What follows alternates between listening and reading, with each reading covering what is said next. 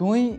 রিফিউজির medical ইন্স্যুরেন্সে কি করিব দে তোমার তুই হবারনে জানো নে তৈলে হক কোনার আগে তোমার যদি ইউএন কার্ড আছে ইয়াতবা তোমার ইউএনআর হাবত আছে তুমি 18 বছরের 60 বছরের ভিতরে যদি মানুষের দইতে গেলে তুমি ইন্স্যুরেন্স কিনি পারিবা রিফিউজির মেডিকেল ইন্স্যুরেন্সর পলিসি মোতাবেক ইয়াতবা পলিসির ভিতরে তুমি যদি এক্সিডেন্ট হয় বা জখম গিয়ে গই তোমার বড় বড় বিয়ারাম হয় বা অপারেশন করা পরে দে হে হালতর মাঝে মামলা ইনার মাঝে তোমার পুরাপুরি হসপিটালের মাঝে যিন নাকি ঠিয়া দিয়া পরে ইন বেগিন ইন্স্যুরেন্সের তরফতি দিব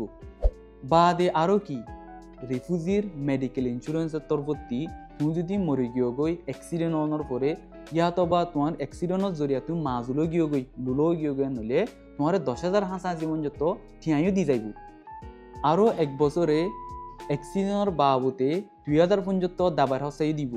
এই ইন্স্যুরেন্সের কোম্পানি বাইয়ে মুই যেদুন হিতারে হসা দিয়ম ইয়াতবা মুই যেদুন টিয়াদি কিনম হি নতর স্টোর গুণা পর্যন্ত হিতারা মল্লা বেশি দিয়ারে মরে দাবাই করিবার হসা অকল দি যাইব